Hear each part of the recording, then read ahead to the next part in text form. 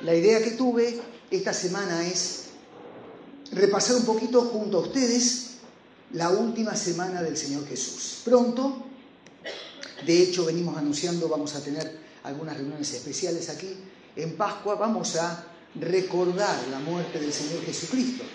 Pero pensando en eso, deseo un poco anticiparme para que podamos ver juntos qué fue lo que ocurrió esa semana previa a la crucifixión. ¿Qué habrá pasado por la cabeza del Señor? ¿Qué habrá experimentado Él antes de llegar a Getsemaní? ¿Cómo se habrá sentido su alma sabiendo que faltaba poco tiempo, muy poco tiempo, nada más y nada menos que para morir en la cruz por toda la raza humana, muerta en delitos y pecados y condenada eternamente? Así que yo procuré hacer un resumen o dar un vistazo a qué es lo que ocurrió aquella semana previa a la cruz, y entonces es inevitable pensar en el Señor Jesús comenzando su camino desde Jericó, subiendo, buscando la cuesta que llevaba a Jerusalén, y recuerde usted que en Jericó Él le había dado vista a un ciego y también había ido a comer justamente a la casa de un recaudador de impuestos llamado Zaqueo. Él hace ese viaje no solamente con sus discípulos, sino con un grupo de personas que evidentemente y de manera fervorosa ya estaba siguiendo a Jesús. Algunos con expectativas válidas, correctas, y otras con expectativas no tan santas, pero que deseaban estar cerca del Señor. De hecho, toda esa multitud de personas toma el camino y sale para viajar juntos, evitando de esa manera los robos, los saqueos, para llegar a Jerusalén. Y nosotros podemos ver, por lo que dicen los evangelios, que Él no va a Jerusalén después de caminar aproximadamente un día, de viajar con sus compañeros de viaje un día, y va a un pueblito muy chiquitito, donde vivían unos amigos de Él. Allí vivían en una casita, probablemente bastante cómoda, de hecho que muchos se albergaron en ese lugar. Aquellos hermanos, allí estaba María, allí estaba Marta, y allí estaba Lázaro, y le reciben al Señor. El Señor llega a Betania 6 días antes de la Pascua.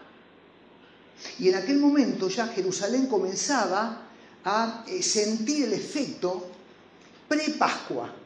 ¿Por qué? Porque venían personas de todas partes para celebrar la fiesta de la Pascua. De hecho, muchos venían tiempo antes, no solamente para conseguir un lugar donde hospedarse, sino que venían antes porque el ceremonial religioso hebreo judío contemplaba que había que purificarse para celebrar y para participar de la Pascua. Así que bien podemos imaginarnos a una Jerusalén y los pueblos cercanos a Jerusalén ya bastante alborotados por la llegada de la Pascua.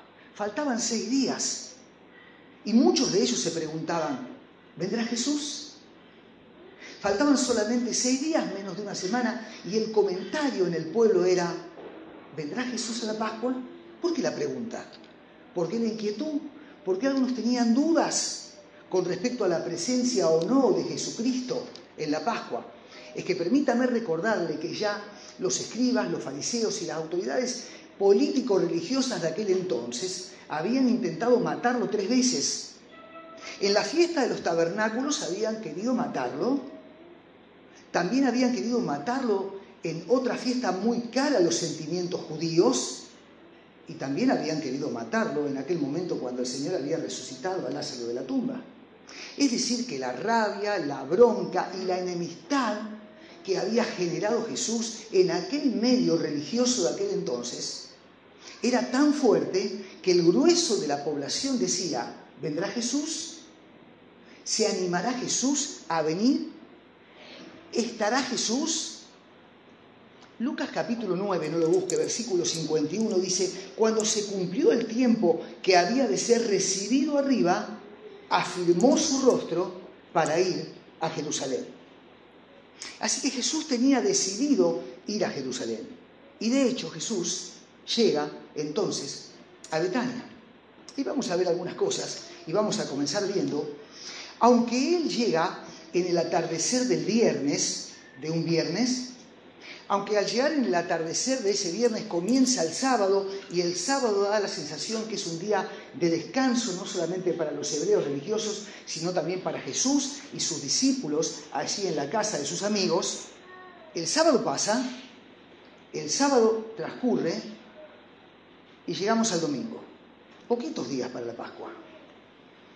Este domingo va a ocurrir algo singular. En primer lugar, se va a cumplir una palabra profética trascendente y muy importante. Toda aquella revelación profética de las semanas que encontramos en el libro del profeta Daniel tiene su cumplimiento este día. Y este día se va a agotar la semana número 69 de la palabra profética. ¿Por qué? Porque Jesús va a entrar a Jerusalén.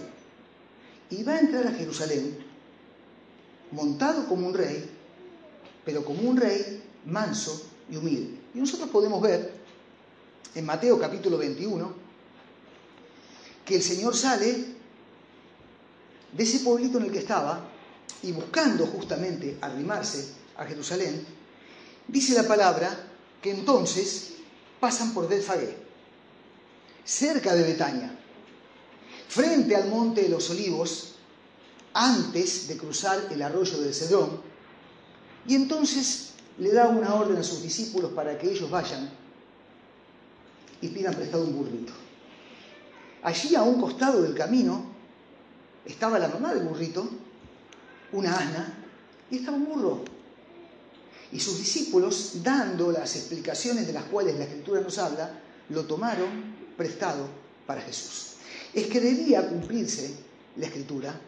El profeta Zacarías había anunciado y había invitado al pueblo de Israel para que se goce, para que se alegre, porque a Sion, a la ciudad de David, habría de venir el Mesías, el Cristo, el Salvador. ¿Y cómo habría de venir? Rodeado de pompa, con honores, con un ejército que le secundaba, no, bajo ningún punto de vista. Él habría de venir montado en un pollino, hijo de una asna. Así que aquel domingo el Señor entra y no hay una corona para recibirlo, cubierta de perlas. No hay tampoco un ejército que le rinde pleitesía, sino que solamente un puñado de hombres le alaban y le adoran y le reconocen como quien es.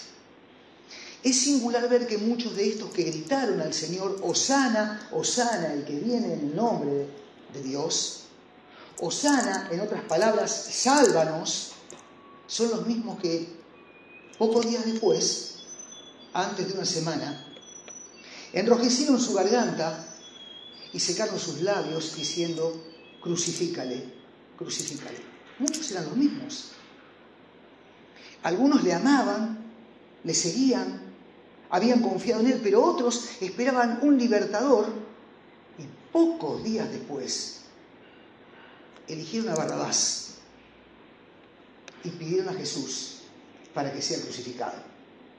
Ese día el Señor, antes de volver a Betania, donde estaba hospedado, hace algunas curaciones, enseña la palabra, y al ver los sacerdotes el actuar del Señor Jesucristo, un poquito medio, como que se enojan. Y es el lunes 10 de Nisan. Bueno, el Señor va a tomar cierta fuerza en su carácter, probablemente viendo lo que había ocurrido el día anterior. Salen de Betania, cruzan el arroyo de Cedrón, que existe hoy tal cual era en aquel entonces, pero parece ser que el Señor tuvo hambre. Aquella mañana de lunes Jesús tuvo hambre. El Hijo de Dios, el Creador de los cielos y de la tierra, de todos los cereales y de todos los vegetales y de las frutas habidas y por haber, de las que disfrutamos en nuestra mesa familiar y de las que comen en otras partes del mundo, ese Creador tuvo hambre. A mí me cautiva pensar que tuvo hambre, y yo pensando en dije, habría habido un desayuno pobre tal vez en Betania.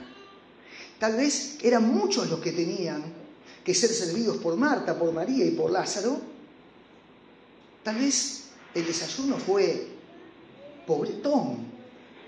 O tal vez después de haber desayunado algunas aceitunas y algunos dátiles, después de haber comido un pedacito de pan humedecido en oliva, había pasado un tiempo y ya Jesús, en su cuerpo de hombre, Dios hecho hombre, tuvo hambre. Y a la distancia vio una higuera. Y aunque la Biblia asegura y enseña que no era tiempo de higos, él, que era Dios, se arrimó para ver si había higos porque tenía hambre. La higuera estaba cubierta de todas sus hojas, verdes, ásperas. Era frondosa, sin embargo, no había higos. Y la maldijo. Y se enojó. Y la maldijo. Y siguió su camino. Miqueas capítulo 7, versículo 17, dice: ¡ay de mí! Porque estoy como cuando han recogido los frutos del verano, como cuando han rebuscado después de la vendimia y no queda racimo para comer. Mi alma deseó los primeros frutos. Esa fue la experiencia de Jesús. Se arrimó a la higuera, tenía hambre. Y como el pequeño que busca en la higuera o en una vid algún último racimo, separando ramas y hojas, no encontró fruto para comer. Ahora, hermano, Isaías 56 dice: yo los llevaré a mi santo monte y los recrearé en mi casa de oración. Sus holocaustos y sus sacrificios serán aceptos sobre mi altar, porque mi casa será llamada casa de oración para todos los pueblos. ¿Qué ocurrió? Llegó el Señor al templo y pudo ver lo que ocurría en el templo. Y pudo palpar aún más de cerca, caminando en las cercanías del templo, lo que evidentemente le venía enojando del día anterior. Hombres que comerciaban en el templo, que inclusive llegaban a vender estatuas de dioses paganos en las cercanías del templo,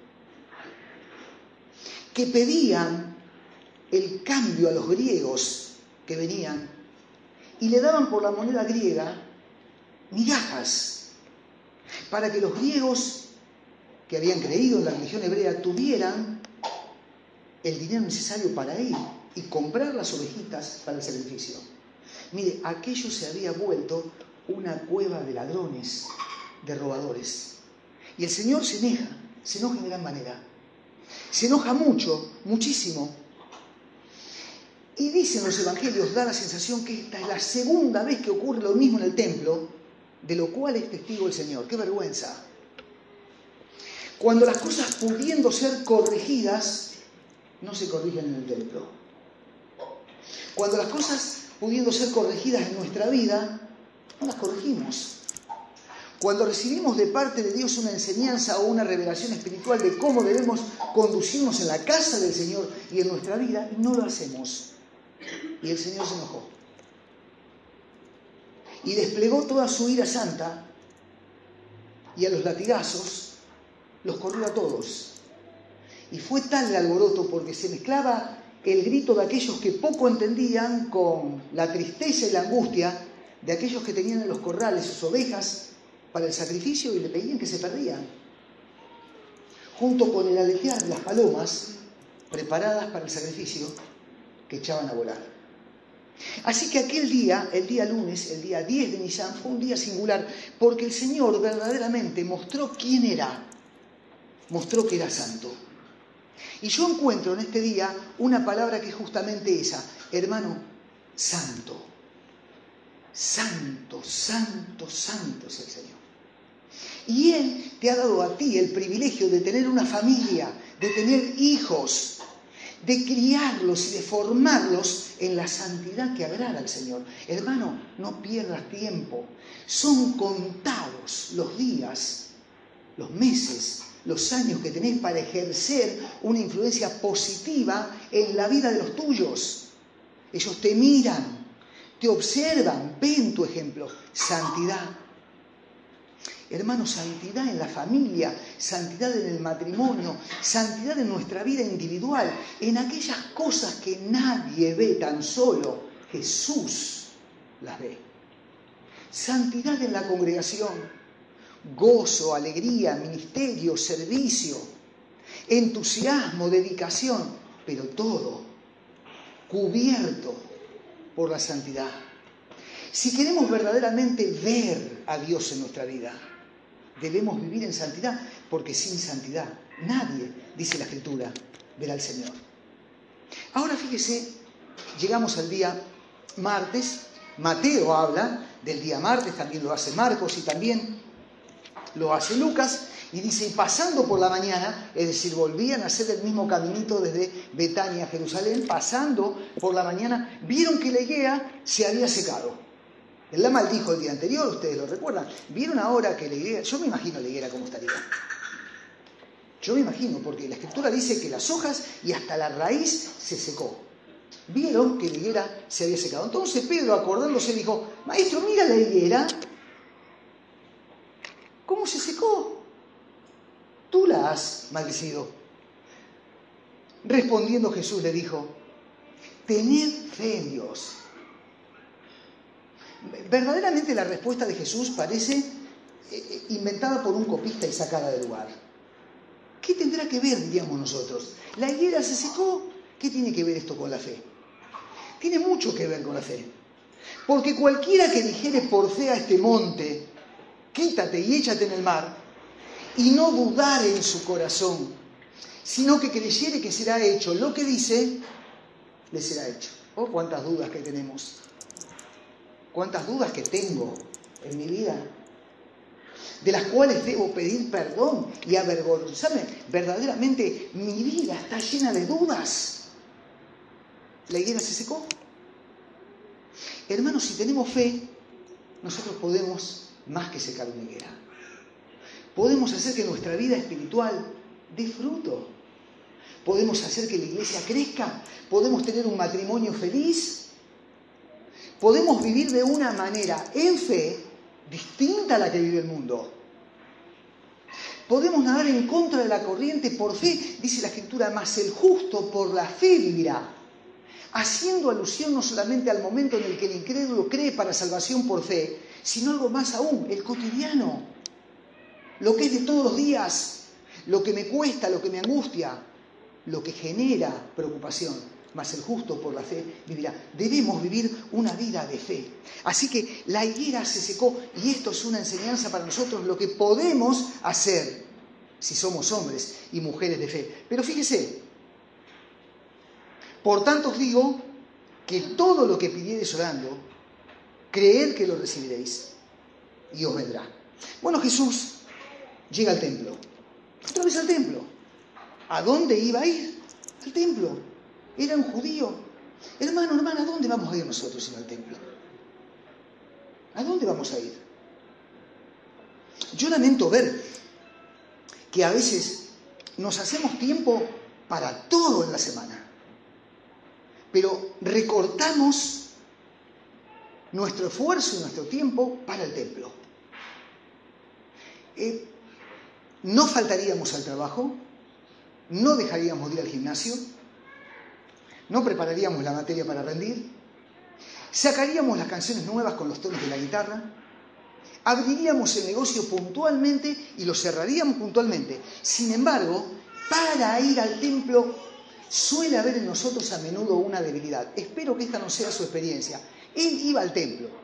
Con los judíos devotos, él iba al templo. Y ahí en el templo, dice la Escritura, que comienza a hablar, a enseñar, y entonces se plantan los fariseos y le dicen, atente, atente, atente.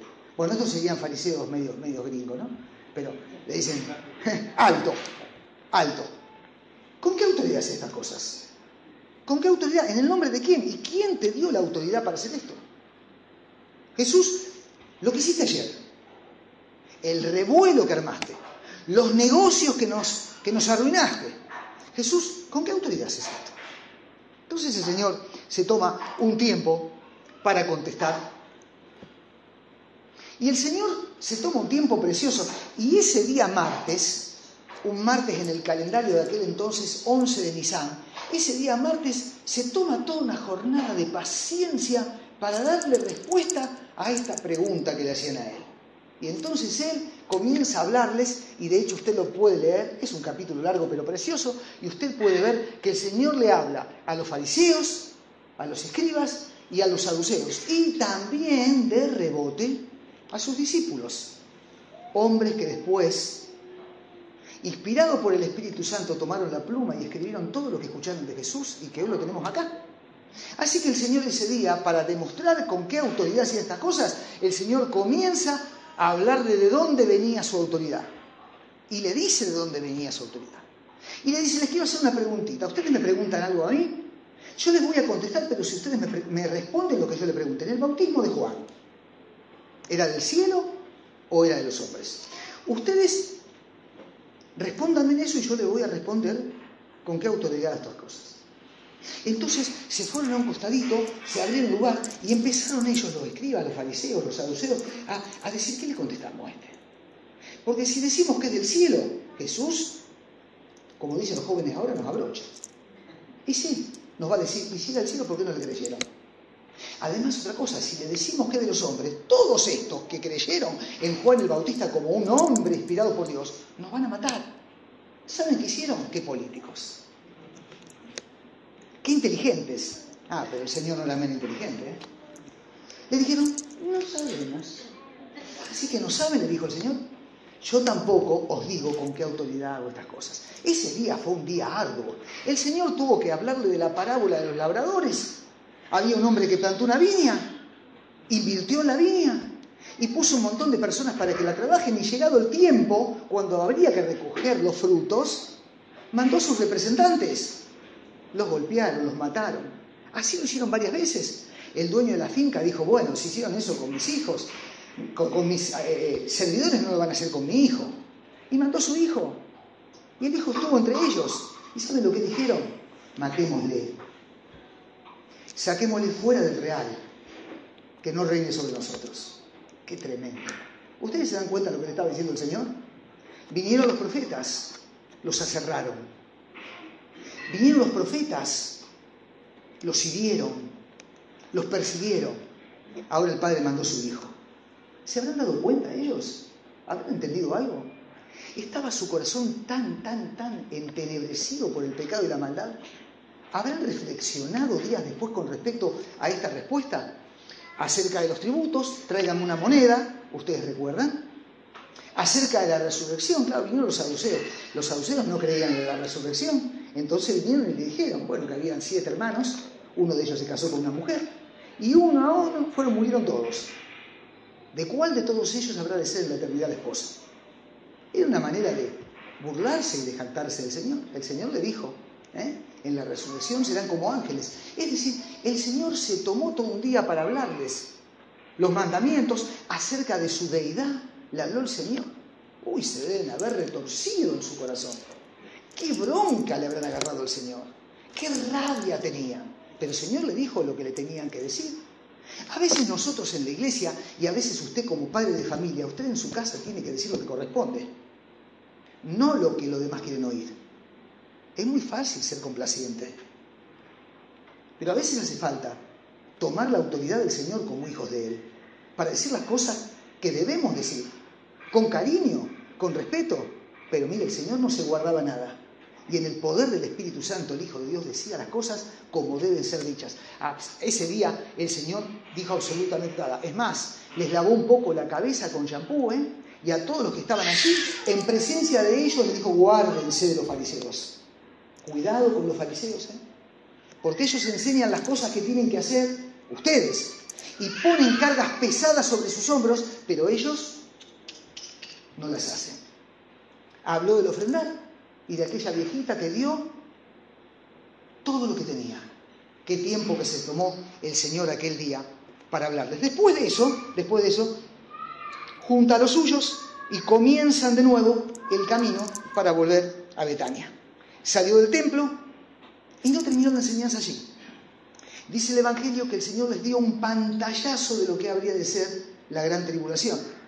Ese momento cuando la iglesia, habiendo sido arrebatada y llevada al cielo, estando en la gloria, no participará de las penurias que están guardadas para ese tiempo de juicio, que son esos 7 años en los cuales el anticristo se va a manifestar. Así que el Señor se tomó un montón de tiempo y termina, yo pienso, casi ya llegando a Betania, su mensaje para los íntimos diciéndole: velad, pues no sabéis cuándo vendrá el Señor a su casa, para que cuando venga de repente no los halle durmiendo, y lo que a vosotros os digo, a todos le digo.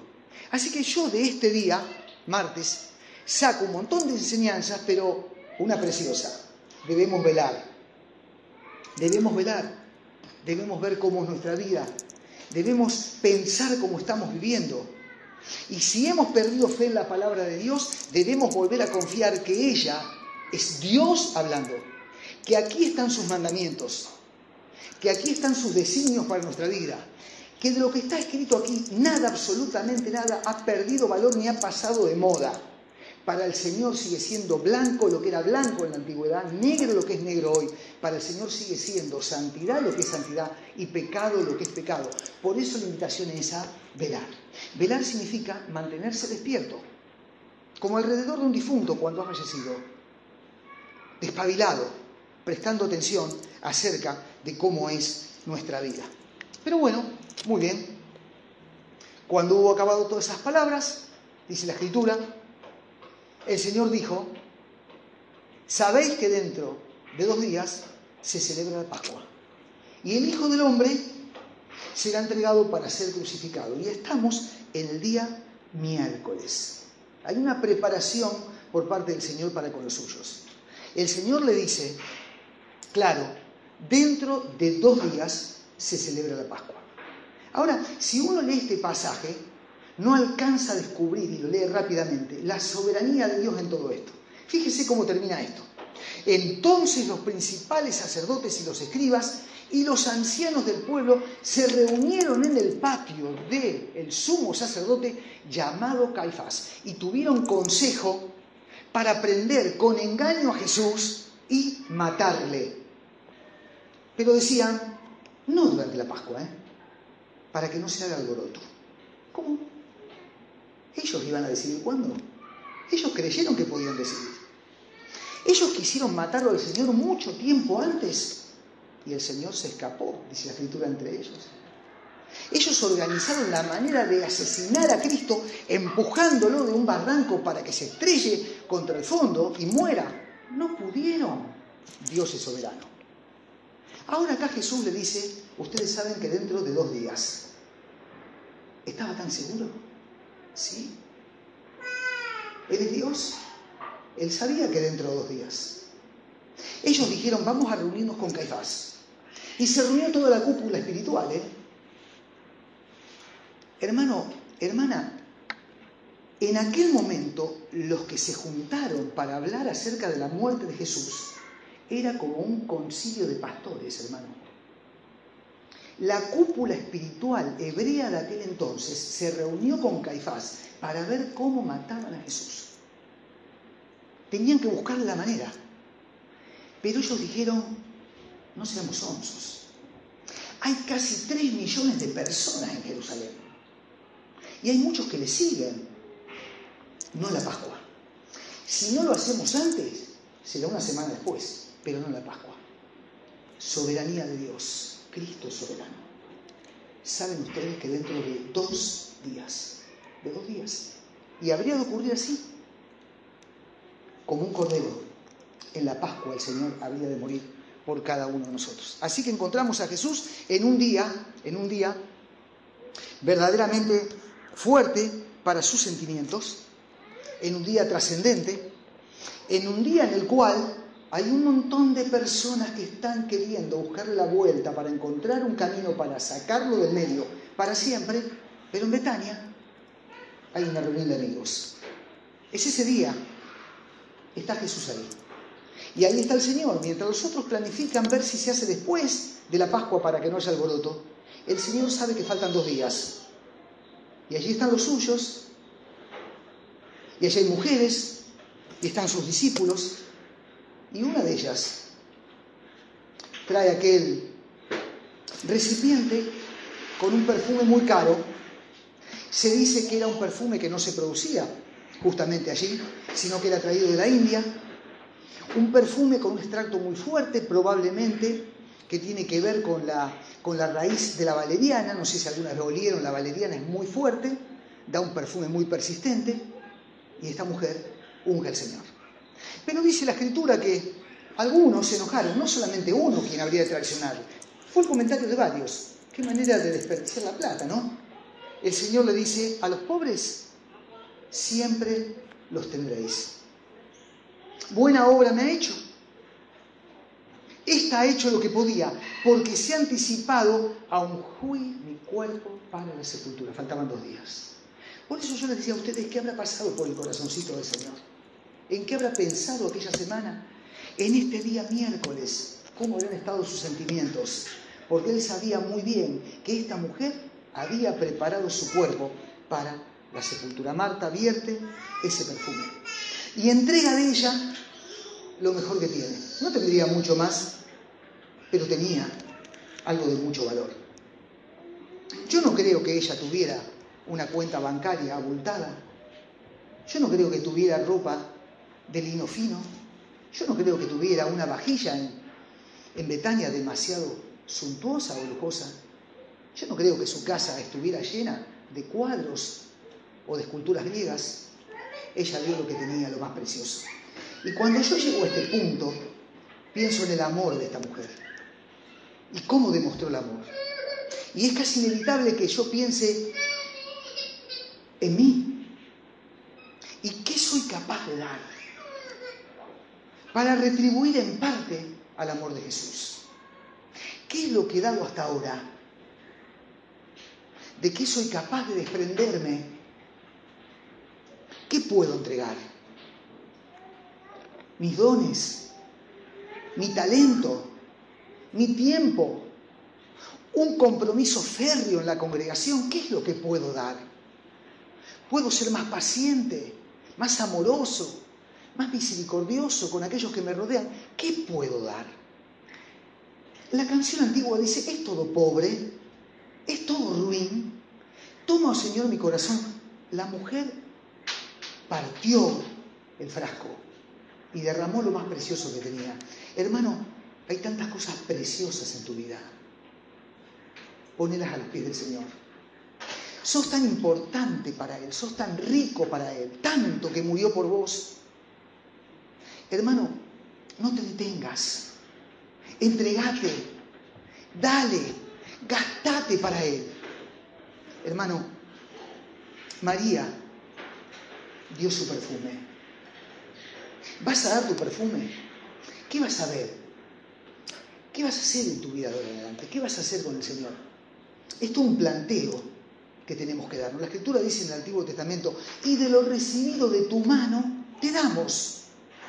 A veces tenemos las manos llenas de cosas que hemos recibido de Él, Sin embargo, nuestro corazón duro permite que nuestros dedos se cierren y no somos capaces de largar, de entregar, de compartir nada de lo que viene de Él. Hermano, imitemos a María. María, una mujer tan sublime que el Señor mismo dijo: donde quiera que se predique este evangelio, en todo el mundo se contará lo que ésta ha hecho en memoria de ella. Hermano, que Dios pueda tener una memoria preciosa de usted y de mí, como la tiene de María, por haber entregado lo que tenemos a nuestro alcance para su obra y para su causa. Y ahora, bueno, llegamos al jueves, el jueves que es el 14 de Nisan, y bueno, y allí están, el primer día de la fiesta de los panes y levadura. Vinieron los discípulos y le dijeron a Jesús: ¿dónde? ¿En qué lugar prepararemos para que comas la Pascua? Y el Señor le da una instrucción de cómo hacerlo. El Señor le dice qué es lo que tiene que hacer. Y dice el Evangelio que 2 de sus discípulos salieron y se fueron y hablaron con alguien que no sé si tiempo antes no había hablado con Jesús, pero que ofrece ese lugar para que ellos se reúnan y tengan lo que nosotros llamamos la última cena. Así que ellos están allí. Y en ese momento, hermano, pasan un montón de cosas. Estamos a día jueves. Falta solamente un ratito de tiempo para Getsemaní. Muy poquito para que sea llevado a juicio. Pero Él está allí porque Él deseaba profundamente comer con los suyos esta Pascua. Es lo que ocurre cuando usted viene a la cena del Señor. Cuando usted viene a la cena del Señor, el Señor se goza viendo que usted ha venido, que usted está presente, porque Él desea verlo, mientras usted y el pueblo de Dios hacen memoria de Él. Pasaron cosas tremendas allí. El Señor se sienta, en realidad medio recostado, probablemente alrededor de un tapiz contra el suelo, y están todos allí. Están los íntimos del Señor. Yo entiendo perfectamente que cuando Él manda a Pedro y a Juan para que preparen el lugar, no solamente fueron y acondicionaron ese lugar, sino que fueron, probablemente sacaron plata de la bolsa que era común y compraron un cordero para el sacrificio. La Pascua debía ser comida con un cordero. Así que si el Señor los manda a que preparen la Pascua, ellos tuvieron que también en el mercado comprar las especies aromáticas, habrán traído un poco de aceite. Y seguramente compraron un cordero, lo llevaron, lo sacrificaron, fue presentado en el altar y allí estaba ahora el corderito. Así que estaba todo preparado y el Señor le dice: uno de vosotros me va a entregar. Eso pasó esa noche allí. Hubo todo un rumor: ¿qué pasará y qué habrá pasado por el corazón del Señor? Él sabía todas las cosas. Su comentario no fue más que para que la palabra profética se cumpla también. Estaba inclusive estipulado por cuánto habría de ser entregado. Se codean unos a otros y el Señor dice: el que moja conmigo el pan en el plato, ese es. Pero eso era la celebración de la Pascua. No era un momento triste. El Señor se levanta, dice la Escritura, se saca una ropa incómoda que le cubría por encima de su ropa íntima y se pone una toalla, y envuelto en la toalla comienza a arrodillarse delante de los pies de cada uno de ellos y le lava los pies. Y toma un lebrillo y lo llena de agua y lava los pies de ellos. En figura de lo que iba a ocurrir pocas horas después, cuando en la cruz puso su sangre en el lebrillo del madero para perdonar tus pecados y los míos. Y les lava los pies a todos. Y les dice: ustedes hagan así también. A veces, hermanos, reconozco que nos creemos demasiado importantes y trascendentes en lo que somos y en lo que somos capaces de hacer. Y el Señor no enseñó eso. El Señor nos demanda humildad para con Él y para con aquellos que nos rodean. Y les lava los pies. Y el Señor toma el pan, participando de la cena pascual, y toma la copa, y toma un pedazo de pan y le invita a que coman, y rompe la mente y el corazón de ellos cuando le dice: comed, este es mi cuerpo que por vosotros es entregado. Y muy probablemente, después de la tercera copa que tomaban de vino en la Pascua, el Señor, haciendo uso de esa copa que pasaba de mano en mano, la toma cargada de vino y le dice, toma, bebé. Este es el nuevo pacto. En otras palabras, las cosas viejas pasaron. Lo que aprendieron de la ley quedó atrás. Mi sangre será derramada. Haced esto en memoria de mí. Haced esto en memoria de mí. Y cantaron el himno. Y disfrutaron aquel momento pascual cuando juntos recordaban la liberación de Egipto y cómo Dios había obrado de una manera singular para que los primogénitos de Israel no muriesen. Y cantaron el himno, lo que era acostumbrado a cantar varios de ellos, y salieron entusiasmados cantando el himno, buscando Getsemaní. Pero Judas ya se había ido. Y ya había recibido sus monedas. Y ya estaba buscando el árbol en el cual quitarse la vida. ¿Qué habrá pasado por la mente del Señor? ¿Qué habrá pensado aquellos días previos? ¿Qué habrá sentido con su pasión, con aquella traición y en Getsemaní? ¿Qué habrá pasado por la mente del Señor? Durante la noche, ora y conocemos bien la historia. Entonces, el Señor es juzgado, no lo leemos por amor al tiempo. De mañana, los principales sacerdotes con los ancianos, con los escribas y con todo el concilio, llevaron a Jesús después de tomarlo de Getsemaní y lo entregaron a Pilato. Murió Jesús, aquel varón de angustia. Herido fue por nuestra rebelión.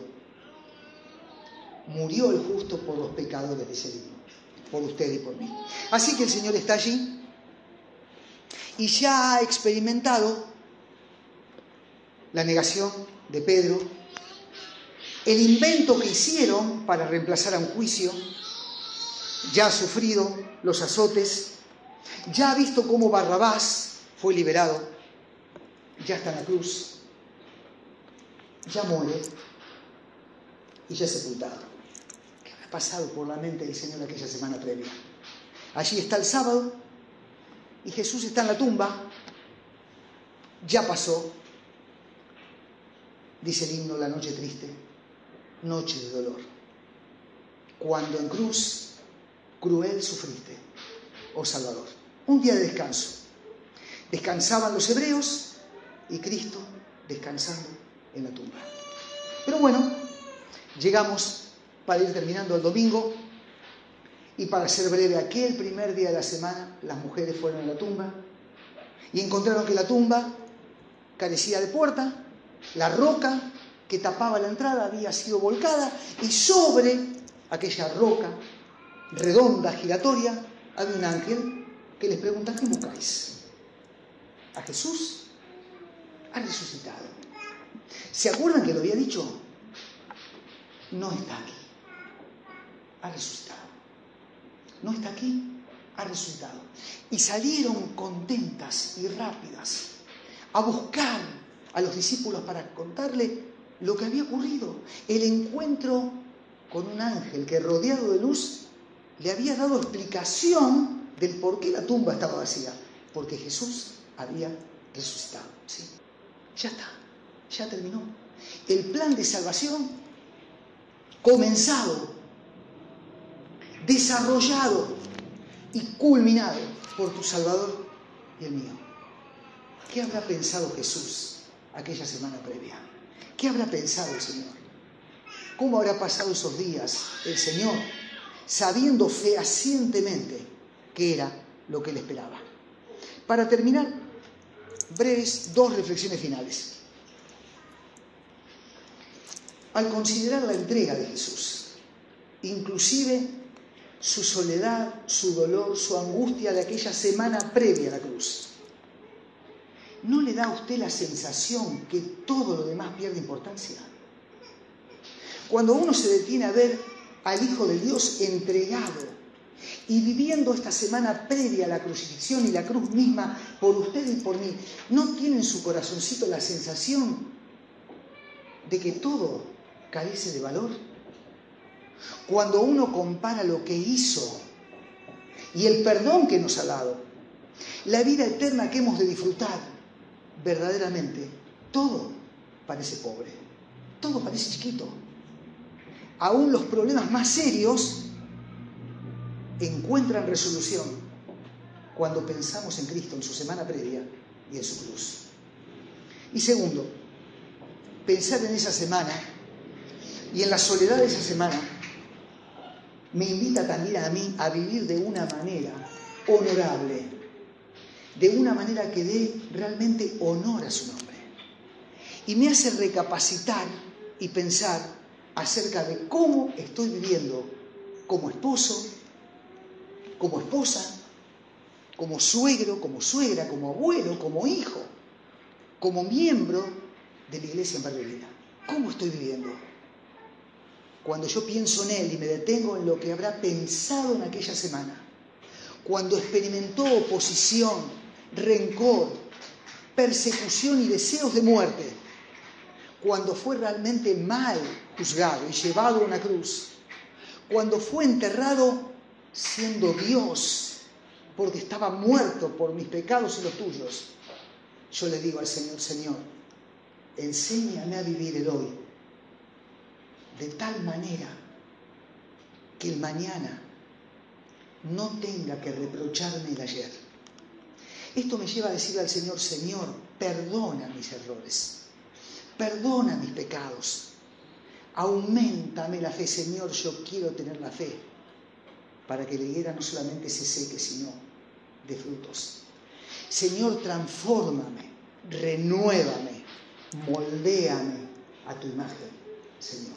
Que sea amén, queridos hermanos, esto en nuestra vida.